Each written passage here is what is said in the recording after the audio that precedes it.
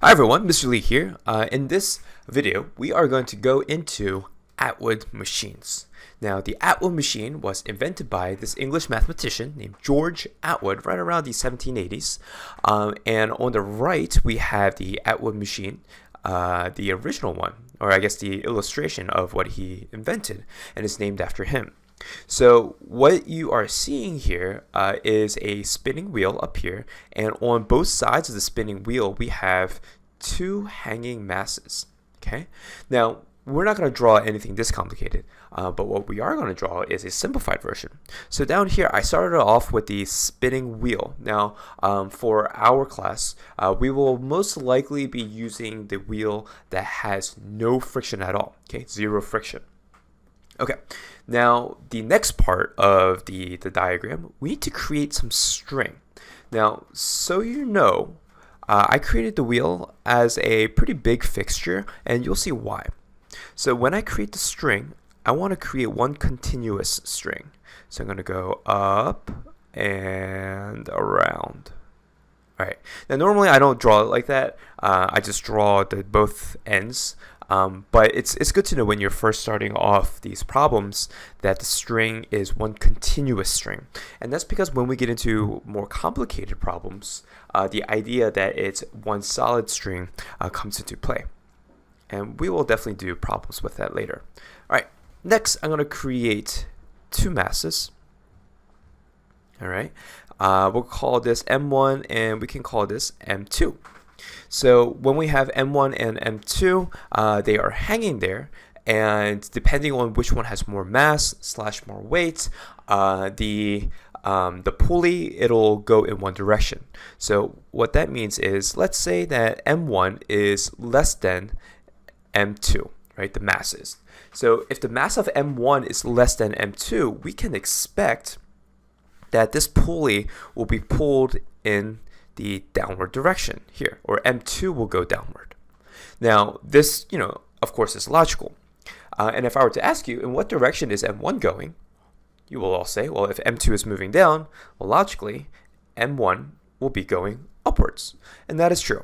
All right. So there lies in the trouble of the Atwood machines and why we need to do something special in order to solve these problems.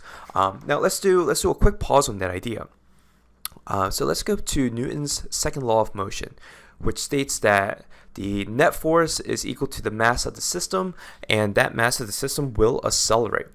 So if this is Newton's second law, okay, one thing that we covered is that whenever you're doing these problems, you have to take a look at the axes. Are we looking at the x-axis or are we looking at the y-axis? Okay, very important here. Now, if I were to ask you, in what direction is this object or this system moving? Okay, and let's say the system consists of both M1 and M2. So we have to look at the system as a whole. You would say, well, M1 and M2, the system is moving in the y direction. And you'll be 100% correct because that is the vertical direction. Now, this is where things get complicated. If the system is M1 and M2, all right, we expect the system to be moving as one solid unit.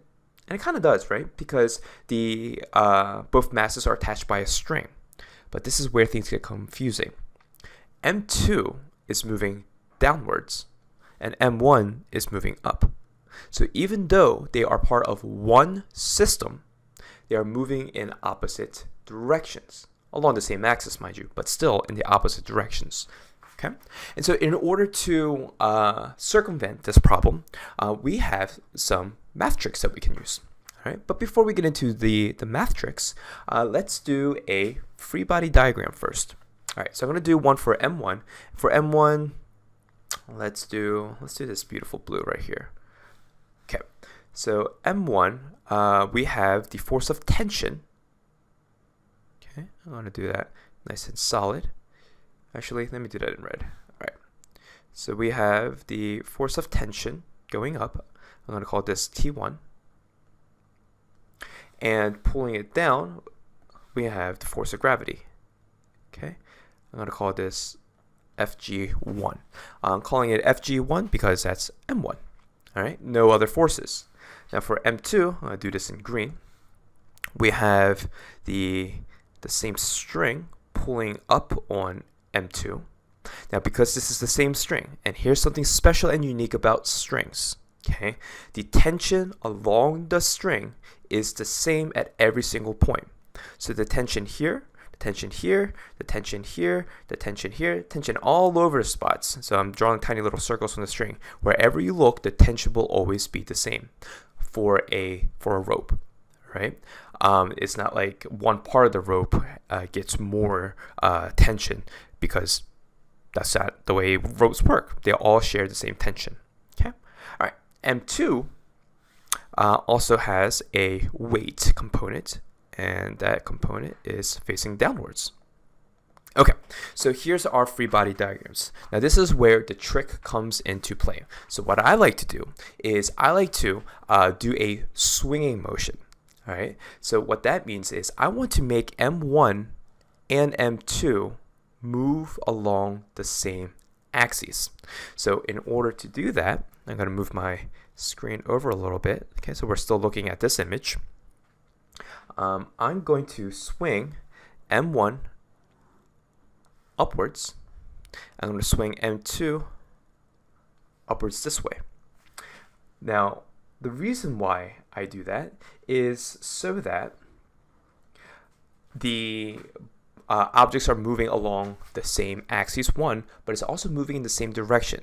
Okay, so let's recap that after I finish my drawing. So I'm going to redraw the situation, but I'm going to draw it after I swung the objects up. So I'm going to do M1 first. Okay, so I have M1 here. All right, now you got to imagine. So I'm going to use my hands here. I have T1. Okay, so this is the tension up, and this is FG1. That's the weight, and it's going down. So if I swung it up so that it's horizontal, notice that T1, and you can do this with your hand. Sometimes I like to use my pen, but I'm going to use my hand for this one. When I swing it up, notice if FG1 was pointing down, when I swing it up, it's now pointing outwards to the side. Okay, if T1 was pointing up, when I swing it out like this, T1 is pointing inwards. So in order to show that, I can draw it like this. So I'm going to draw FG1 first. So I'm swinging this downward vector, okay, this downward vector, I'm swinging it up this way to get FG1 now pointing to the left. Next, I'm going to take T1. I'm going to take T1 right here. Okay, I'm also going to swing T1 up this way, and that'll result in a tension force pointing to the right. Next, I'm going to do M2. Same idea. M2. All right, so for M2, we have T1 pointing straight up, but I'm going to swing T1 up to the right. And when I do that, so I guess I could illustrate this a little bit, right? I'm swinging that force. I'm trying my best here to give you that impression of the force swinging up like that. T1 will now point to the left. All right. Same with the weight of object 2. I'm going to make this a little bit bigger. When I swing it up this way, okay, this point, let's say that's the point, and we're following the point along this path. That point will be outwards, and this part of the arrow, which is attached here, okay, that will be right there. So that's the base of the arrow, and that's the point of the arrow, and we get something like that, or a force pointing out to the right. All right, so now we have adapted the Atwood machine so that everything can move along the same axis. Now, remember when we had the Atwood machine just hanging like it normally would in everyday situations? When M2 goes down, M1 goes up. That doesn't make any sense, right? If a system moves downward, everything in that system should move downward. But in this case, we have M2, okay? M2 is the more massive one, so M2 will pull everything to the right. So when M2 pulls everything to the right, M1 will also go towards the right. It's a cool little trick. All right. Now everything is now moving along the same direction, along the same axis. All right. So after you draw that, now you can create the free body diagram. The net force equation. So we have F is equal to m times a. All right. Now we know we're looking everything at the x-axis, so I'm going to put that in there. Now we're going to write in all the forces that belong in the x-axis. So Fg1 belongs in the x-axis. It's pointing to the left, so I'm going to write that as negative Fg1. We have T1, it's pointing to the right, positive T1. Okay, there's no more forces here, so I'm going to go over. I have negative T1 over there. That's negative. This green one here is negative because it's pointing to the left, right? And then the only other force is this positive Fg2. And we know that that's positive because it's pointing to the right.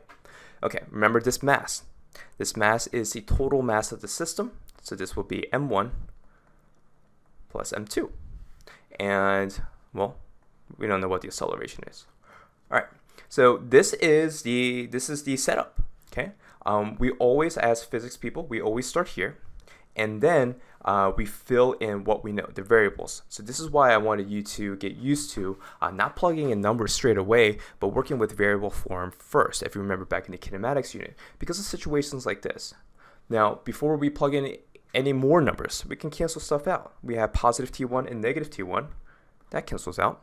Okay, and I could clean this up a little bit, and we can say negative Fg1 plus Fg2 is equal to m1 plus m2, right? And you could break this down even more, because we know that the weight or the force of gravity equation is mass times the acceleration due to gravity plus m2 times the acceleration due to gravity, right? You could break this down even more if you want. And at this point, based on what the problem is asking you, you can solve for the unknown variables. All right, so that is the introduction to Atwood machines. In the next video, I'm going to go over how to find the tension. So we're going to work with numbers next. I'll see you next time. Bye-bye.